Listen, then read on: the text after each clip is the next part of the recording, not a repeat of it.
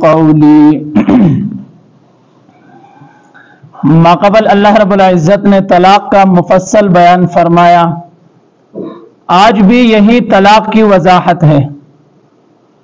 وہ یہ کہ کوئی شخص اپنی بیوی کو ایک طلاق دے دیں اور وہ طلاق بائن ہو. پہلے میں نے کہا تھا کہ ایک طلاق رجعی ہے، ایک طلاق بائن ہے. طلاق رجعی میں نکاح کی ضرورت نہیں ہوتی، عدت میں خاوند جب چاہے تو رجوع کر سکتا ہے. پوری وضاحت گزر گئی. آج یہ بیان ہے کہ کوئی شخص اپنی بیوی کو طلاق بائن دے دے. وہ یہ کہ صریح لفظی طلاق ذکر نہ کریں بلکہ لفظی کنائی کے ساتھ اپنی بیوی کو طلاق دے دیں اور اس کی عدت پوری ہو جائے گی. اس کے بعد خاوند کے لیے یہ بیوی جائز نہیں ہوتی، جیسا کہ طلاق رجعی عدت میں رجوع کرنا بلا نکاح جائز ہوئی تھی، طلاق بائن میں جائز نہیں ہوتی. تو طلاق بائن میں السرنو نکاح کرنا اور اسی طرح مہر مقرر کرنا یہ لازم ہے. پہلی جو نکاح تھی وہی نکاح میں الگ مہر تھا، وہی مہر ادا کرنا لازم تھا. طلاق بائن واقع ہونے کے بعد دوبارہ نکاح کرنا اور مہر مقرر کرنا یہ آدمی کے لیے یہ لازم ہے، کیونکہ مہر کو مقرر کرنا یہ عورت کا حق ہے اور اسی مہر کو مرد بغیر عورت کی اجازت کے، یعنی اگر اپنے مہر سے عورت ایک ذرہ بھی مرد کو نہ دینا چاہے تو مرد کے لیے اسی کا استعمال ناجائز اور حرام ہے. یہی عورت کی اپنی ہی ملکیت ہے. بس چاہے خرید لے، چاہے خود کھا لے، چاہے اپنے بھائی کو کیوں نہ دے، اپنا حق ہے. جس طرح استعمال کر لیں تو عورت کے لیے جائز ہے. اور اسی مہر کا استعمال عورت کی اجازت کے بغیر جائز نہیں، جیسا کہ آج کل معاشرے میں یہ کیا جاتا ہے کہ عورت کی اجازت کے بغیر اس کا مہر کھایا جاتا ہے. کبھی ایک بہانہ، کبھی دوسرا بہانہ. ہاں، اگر مرد کی حالت ٹھیک نہیں رہی، مالی حالت وہ بگڑ گئی، مفلس بن گیا، تو عورت اپنے مہر میں سے کچھ دے دے یا سارا مہر اپنے خاوند کے لیے دے دے تو کوئی حرج نہیں. اپنا مال تھا، اپنے خاوند کے لیے دے دیا. لیکن زبردستی سے لینا اور یا اسی بات پر لینا کہ میں واپس کر دوں گا، یہ بھی ٹھیک ہے، عورت راضی ہو جائے گی، لیکن واپس کر دوں گا اسی لفظ میں یہ لفظ بھی چھپا ہوا ہو کہ کبھی دیکھ نہیں سکے گی، تو مہر لینا یہ دھوکے کی وجہ سے ناجائز بنا. کیونکہ یہ عورت کو دھوکا ہے کہ ظاہراً اسے کہا جاتا ہے کہ میں بنا کر دوں گا، لیکن یہی ارادہ بھی نہ ہو. اگر حالت ٹھیک ہو جائے گی تو بنا کر دوں گا، ٹھیک ہے، لیکن یہی ارادے کے ساتھ کہ کبھی واپس نہیں کروں گا اور عورت سے کہیں کہ میں بنا کر دوں گا، یہ دھوکا ہے، اپنی بیوی کے ساتھ دھوکا ہے. اگر آپ مخلص ہو، آپ کی بیوی مخلص ہو تو کوئی حرج نہیں، ایک دوسرے کا مال ہے، آپس میں کھا سکتے ہیں، بانٹ سکتے ہیں. لیکن دھوکا دینا یہ مومن کا کام نہیں. تو بات یہ ہے کہ یہی مہر جو عورت کا حق ہے یہ لازم ہے، اسے دوبارہ مقرر کرنا ہوگا. اور دوسری بات یہ کہ عدت گزرنے کے بعد یہی خاوند کے ساتھ جو پہلا خاوند تھا تعلق مکمل کٹ جائے گا. اگر یہ عورت کسی اور کے ساتھ نکاح کرنا چاہتی ہو اور یا بالکل نکاح نہ کرنا چاہتی ہو تو یہ بھی عورت کا حق ہے. جیسا کہ معاشرے میں یہ بات عام ہے کہ طلاق دینے کے بعد عورت کو نکاح کرنے کے لیے نہیں چھوڑی جاتی کہ یہ عورت میری عزت ہے، اگر دوبارہ مجھ سے نکاح کرنی ہے تو ٹھیک، ورنہ ہم نہیں چھوڑیں گے۔ یہ عزت نہیں، یہ جہالت ہے۔ اور اسی طرح یہی آیت جو نازل ہوئی اسی مسئلے میں نازل ہوئی، جیسا کہ جعفر رضی اللہ عنہ اور ایک اور صحابی تھے کہ اپنی بہن کا نکاح کر دیا اور طلاق واقع ہونے کے بعد میاں بیوی اسی بات پر راضی ہو گئے کہ ہم دوبارہ نکاح کرتے ہیں، لیکن یہ دو صحابی انہوں نے فرمایا کہ نہیں، اگر دوبارہ نکاح کرتے ہو تو پہلی بار طلاق کیوں دے دی؟ تو اللہ رب العزت نے آیت نازل کی کہ یہ عورت کا حق ہے، اسی میں دخل انداز نہیں ہونا چاہیے۔ یہ نہیں کہ یہ تو میری عزت ہے،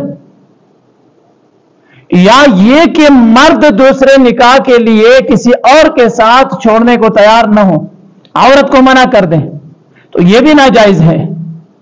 اور یا یہ کہ خاندان والے اولیاء اپنی من پسندی کی شادی کرنے پر ناراض ہو کہ یہ ہمارے لیے ذلت کا باعث ہے کہ اب میں خان صاحب، ملک صاحب، چودھری صاحب، فلاں فلاں، کہ میری بیٹی یا میری رشتہ دار بیٹی وہ اب پسند کی شادی کرے گی، یہاں پسند کرو گی یا یہاں مرنا ہے آپ کے لیے؟ بات دو طرفہ سننا چاہیے، یہاں یا مرنا چاہیے، مر جائے، بوڑھی ہو جائے، کوئی پرواہ نہیں ہمارے لیے، لیکن اسی شخص کے ساتھ شادی نہیں کرنا۔ یہ دین سے خلاف ہے، غیرت سے خلاف ہے، اگرچہ حقیقتاً اور ظاہراً ہمیں غیرت نظر آتی ہے کہ اب میری بیٹی وہ پسند کی شادی کرے گی، نہیں، اسی جہالت کو چھوڑنا ہوگا۔ بس بیٹی جہاں پسند کر لے گی کہ فلاں شخص میرا پسندیدہ شخص ہے، میں اسے اپنا خاوند بنانا چاہتی ہوں، تو اولیاء یعنی جو ولی اور اولیاء ہے، رشتہ دار ہیں، تو اسی عورت، اسی بیٹی کو جب بالغ ہو، قیودات کا خیال رکھنا، جب بالغ ہو، عاقل ہو، تو یہی نکاح وہ خود بخود کر سکتی ہیں، اس پر یہ جبر نہیں کیا جا سکتا کہ نہیں یہاں آپ کو شادی نہیں کرنی چاہیے۔ اسی جہالت کو چھوڑنا ہوگا۔ اور یا یہ کہ جب بیٹی کسی کو نکاح میں دیتے ہو تو بیٹی سے پوچھ لیں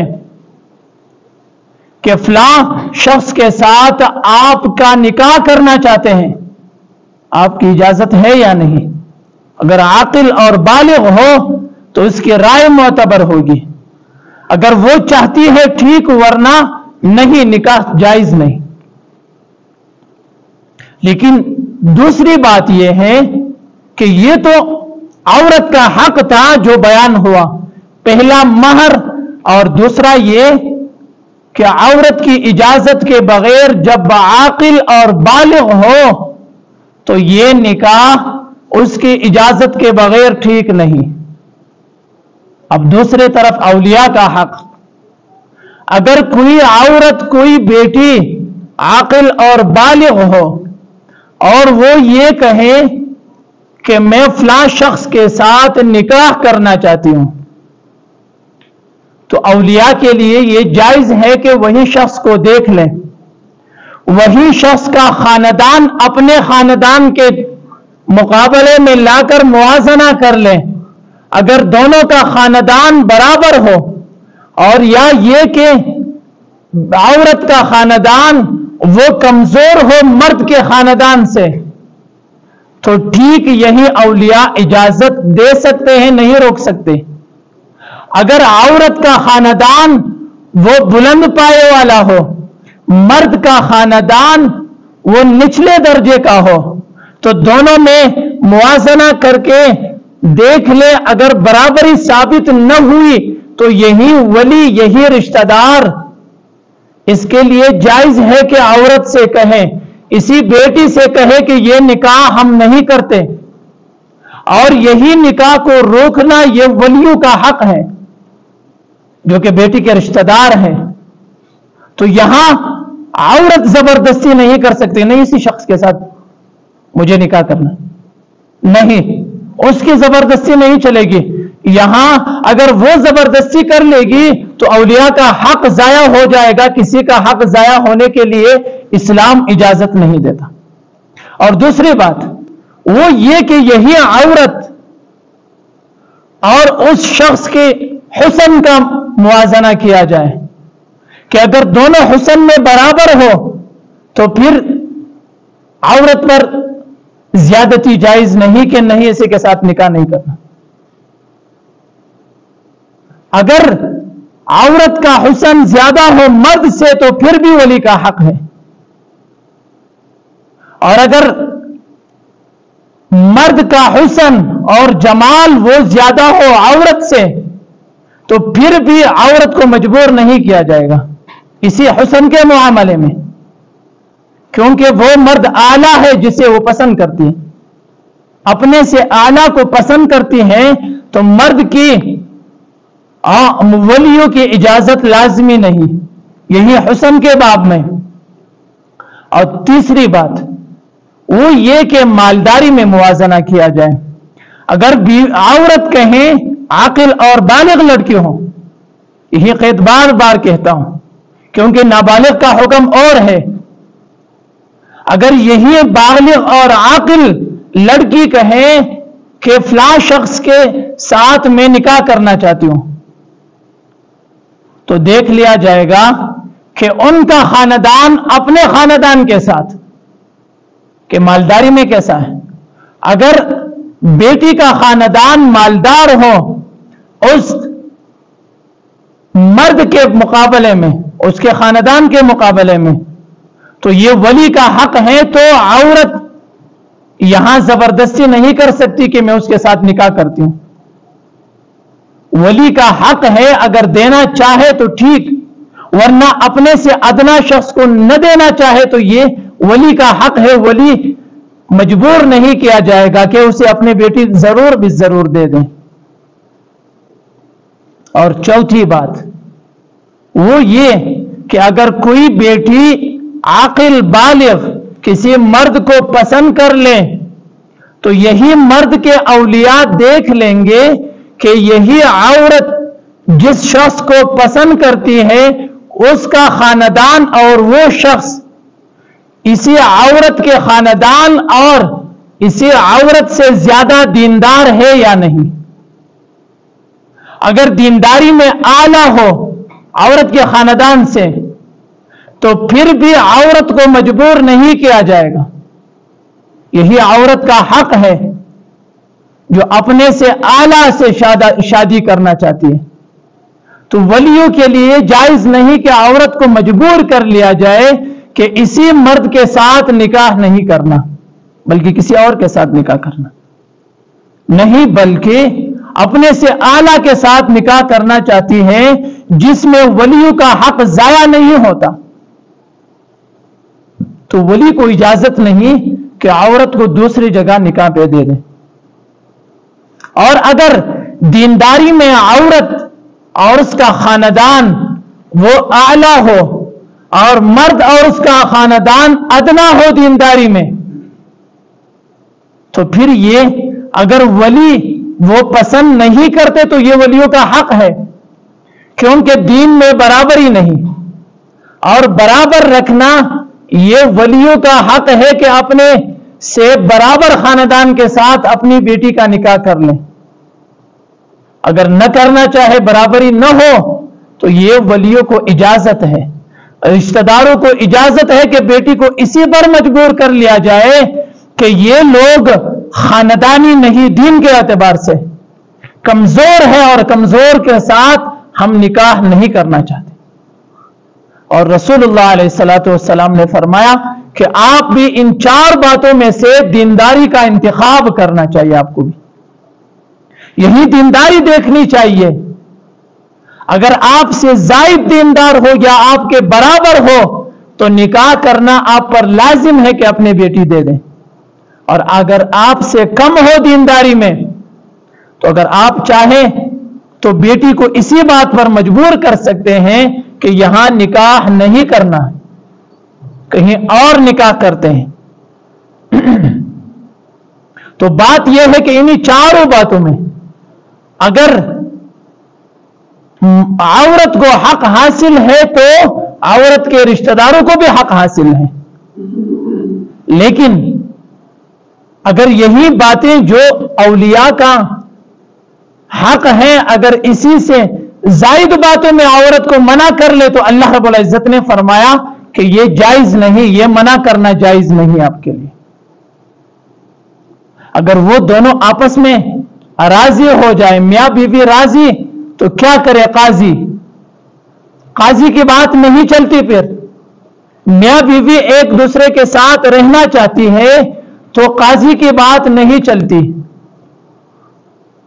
اور تیسری بات اللہ رب العزت نے فرمایا کہ اس موضوع کے ساتھ اللہ رب العزت یہ آپ کو نصیحت فرماتا ہے. اگر جو شخص اللہ اور آخرت پر ایمان رکھتا ہو تو وہ یہی نصیحت کو قبول کر لے گا. اور یہ تنبیہ ہے کہ مومن کے علاوہ کافر اسی حکم کو نہ ماننے والا ہوگا، مومن ہوگا تو یہی حکم ماننے والا ہوگا. اور پھر اللہ رب العزت نے فرمایا کہ یہ آپ کے لیے ظاہری اور باطنی صفائی ہے. اسی میں آپ کا ظاہر بھی صاف ہوگا، کسی کے نظر میں آپ ذلیل نہیں ہوگے. کیونکہ اگر آپ ظلم کر لیں گے اور یہی ظلم کے ساتھ اپنی بیٹی کو کسی اور کو دے دے گی جو کہ آپ کا حق نہ ہو، بیٹی کا حق ضائع ہو جائے گا، تو یہی بیٹی پھر آپ کا خیال نہیں رکھے گی، کہیں اور معاملہ بگاڑ دے گی، کہیں اور مسئلہ بنا دے گی، جیسا کہ آج کل معاشرہ میں اور ہم اپنی آنکھوں سے دیکھ رہے ہیں. وہ بات یہ ہے کہ اسی حکم کا خلاف آج کل معاشرہ میں سرعام کیا جا رہا ہے. اور دوسری بات یہ، چوتھی بات یہ ہے کہ اللہ رب العزت نے فرمایا کہ بعض لوگ اسی کو اپنے لیے ڈال بناتے ہیں کہ یہ عورت کے لیے فائدہ مند اور مفید ہے کہ میں جو بات کر رہا ہوں اسی میں حکمت ہے، فلاں بات ہے، فلاں بات ہے، فلاں بات ہے، اور حقیقت میں یہی مرد کا حق نہ ہو اور یہی ولی کا حق نہ ہو. تو اللہ رب العزت نے فرمایا کہ اللہ تعالیٰ وہ جانتا ہے جو آپ لوگ نہیں جانتے. اللہ نے جانتے ہوئے یہی حکم کو نازل فرمایا اور اسی حکم سے ہٹ کر آپ حکمتیں وہ بیان کرنے لگو گے تو یہ بات ٹھیک نہیں. اللہ نے حکم فرمایا اپنے حکمت کے تحت،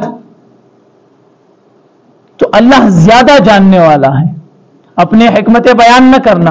ہاں اگر آپ کا حق ہو تو بات ٹھیک ہے حکمت کے تحت کہ میری بیٹی جب نکاح ہو جائے گی تو تکلیف اور مشکلات ہوگا، مالی مشکلات یا حسن کی وجہ سے، حسن و جمال کی وجہ سے، اور اسی طرح عبادات اور معاملات کی وجہ سے، خاندان کی وجہ سے تکلیف ہوگی تو وہ آپ کا حق ہے اور آپ حکمتیں بیان کرو گے تو یہی حکمت بے جا نہ ہوگی.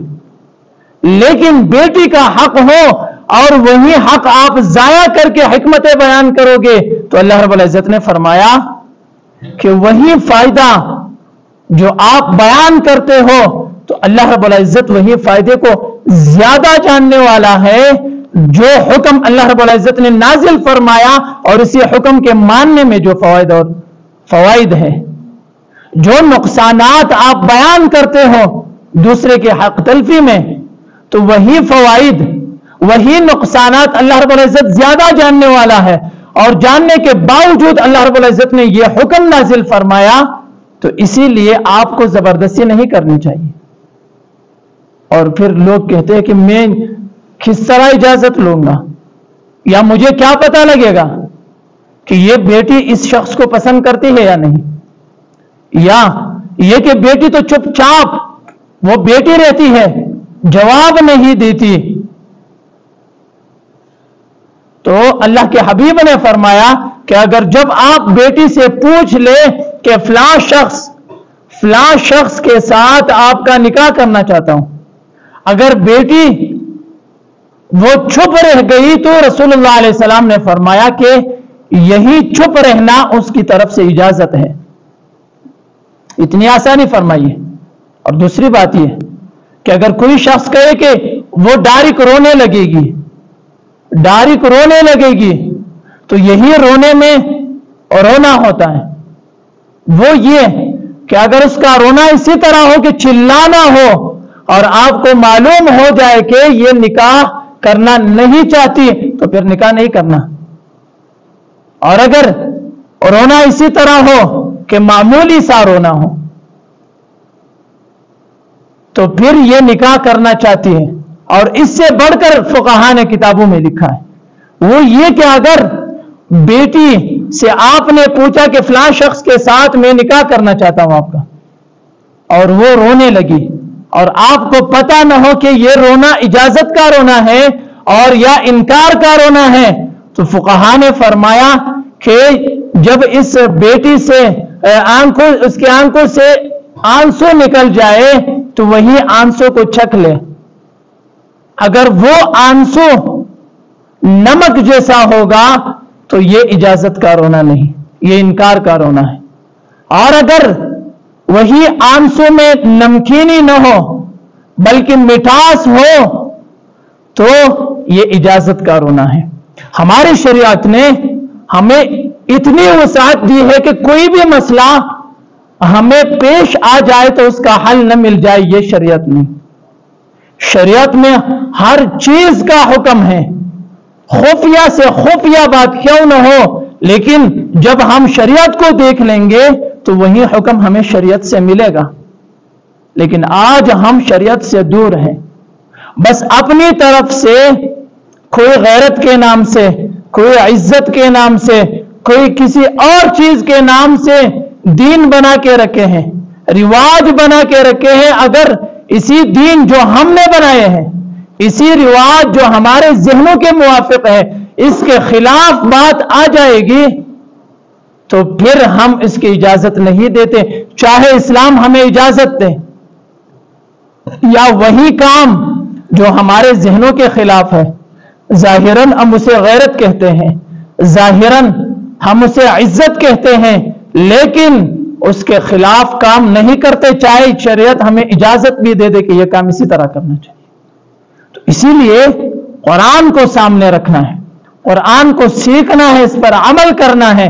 اگر یہی قرآن اس ایک آیت پر ہم عمل کریں گے تو ساری زندگی جو شادیاں ہوتی ہیں تو تمام معاملات دین اسلام کے موافق ہو جائیں گے. یہی شر اور فساد اور اسی طرح مشکلات کا سامنا ہمیں کرنا نہیں ہوگا. پھر کہ فلاں عورت آئی ہے گھر بیٹھی ہے, فلاں عورت نے اس طرح معاملہ کیا, فلاں عورت نے اسی طرح کام کیا, اپنے خاوند کے ساتھ نہیں لگتی. نہیں, اگر دین اسلام کے موافق فیصلہ ہوتا تو وہ اپنے خاوند کے ساتھ خوش ہی رہتی. اور اگر دین کے خلاف کام ہوا کہ اس کے پوچھے بغیر کسی کو دے دیا, پوچھے بغیر آپ نے نکاح میں دے دی, نکاح کے بعد دونوں کی طبیعت ٹھیک نہیں تھی آپس میں, تو کس کی غلطی ہے؟ پھر تو یا خاوند کی غلطی ہوگی یا عورت کی غلطی ہوگی. یہ دونوں غلطیاں یہ لازمی ہوگی, لیکن سوچنا یہ چاہیے کہ اس غلطی پر ان دونوں کو مجبور کس نے کیا ہے. سب سے پہلے غلطی کرنے والا کون ہے؟ اگر دین اسلام کے موافق لوگ کہتے ہیں کہ میں کس طرح پوچھوں, یہ تو میرا عزت کے خلاف ہے. جناب رسول اللہ صلی اللہ علیہ وسلم نے فاطمہ الزہرا رضی اللہ عنہا, جس کو رسول اللہ علیہ السلام نے اپنا جگر کا ٹکڑا فرمایا, جو جنتی عورتوں کی سردار ہے اور کائنات میں سب سے افضل عورتوں میں یہی عورت افضل ہے بنا بر اختلاف. لیکن پھر بھی رسول اللہ علیہ السلام نے فرمایا کہ آپ کا چچا زاد بھائی آپ کے بارے میں پوچھتا ہے، کیا خیال ہے آپ کا؟ ان کی اجازت دینے کے بعد رسول اللہ علیہ الصلوۃ والسلام نے حضرت علی رضی اللہ عنہ کے ساتھ ان کا نکاح کر دیا. تو کیا اگر یہ بے عزتی تھی؟ نعوذ باللہ، رسول اللہ علیہ الصلوۃ والسلام نے اپنے بیٹی سے پوچھ کر خود بے عزت ہوئے؟ نہیں، یہی اصل دین ہے. اسی دین کو چھوڑ کر ہم نے عزت کا نام جہالت کو دیا ہے. اسی طرح نہیں کرنا چاہیے. وَإِذَا طَلَّقْتُمُ النِّسَاءَ، اور جب تم طلاق دو بیوی کو، عورتوں کو، فَبَلَغْنَا أَجَلَهُنَّ، پس وہ قریب ہو جائے اپنی عدت پوری ہونے تک. اور یا یہ کہ اس کی عدت پوری ہو جائے گی طلاق بائن کے بعد. فَلَا تَعْضُلُوهُنَّ، پس منع نہیں کرنا ان کو، اَيَّنْكِحْنَ، کہ وہ نکاح کر لے. یہاں بھی اللہ رب العزت نے فرمایا کہ عورت کو منع نہیں کرنا کہ وہ خود نکاح کر لے. یہ نہیں کہ عورت کا باپ نکاح کر لے، اور یہ نہیں کہ عورت کے ولی اولیاء نکاح کرنا. نہیں، اَيَّنْكِحْنَ، کہ یہی عورتیں خود نکاح کر لیں ازواجہن، اپنے ہونے والے خاوندوں کے ساتھ، اپنے تجویز کردہ خاوندوں کے ساتھ، جو پسند ہو ان کے ساتھ نکاح کر لے گی. اذا تراضوا بینہم، جب وہ راضی ہو جائے، بینہم، آپس میں، بالمعروف، حسن معاشرت کے ساتھ، یعنی شریعت کے حدود کے دائرے میں وہ آپس میں راضی ہو جائے مرد اور عورت. تو اسی میں آپ کی حق تلفی بھی نہ ہو 4 باتوں میں، اور یا یہ کہ وہ شریعت کے خلاف کام نہیں کرتی ہوں، تو پھر منع کرنا آپ کے لیے جائز نہیں. ذالک یوعظ بہ، یہی منع کرنا اس کام سے کہ منع نہیں کرنا عورت سے، عورت کو منع نہیں کرنا. من کان، اس شخص کے لیے ہے، منکم، جو تم میں سے ہو، یؤمن باللہ والیوم الآخر، جو ایمان رکھتا ہو اللہ اور روز آخرت پر. یعنی جو شخص ایمان رکھتا ہو اللہ اور یوم آخرت پر، تو یہ عورت کا حق وہ ضائع نہیں کرے گا، عورت کو منع نہیں کرے گا. جیسا کہ ہم آج کل معاشرے میں کہتے ہیں کہ اگر مرد کا بچہ ہو تو اس طرح بات نہیں کر سکتا. اللہ رب العزت نے فرمایا کہ اگر وہ اللہ اور یوم آخرت پر ایمان رکھتا ہو تو وہ اسی طرح کام نہیں کر سکتا. ذالکم ازکا لکم، یہی مفعول، یہی مضمون، یہی کام کو چھوڑنا، یہ پاکی ہے تمہارے لیے، ظاہراً و اطہر، اور باطن آپ کے دل کے لیے صفائی کے لیے بھی ہے. ظاہری حالت آپ کی ٹھیک ہوگی اور باطن بھی. واللہ یعلم وانتم لا تعلمون، اور اگر عورت کا حق ضائع کرنے کے بعد فوائد کو ڈھونڈتے ہو کہ یہی فائدہ ہے یہی فائدہ ہے، اللہ نے فرمایا کہ فائدے کو اللہ رب العزت زیادہ جانتا ہے آپ سے. اسی وجہ سے خود کو ترجیح دینے کے بجائے اللہ کے کلام کو ہم سامنے رکھیں تو معاشرہ سدھر جائے گا ہمارا. اللہ تعالیٰ ان باتوں پر عمل کرنے کی توفیق نصیب فرمائے. الحمدللہ رب العالمین والعاقبۃ للمتقین، والصلاة والسلام على اشرف الانبیاء والمرسلین محمد وآلہ وصحبہ اجمعین.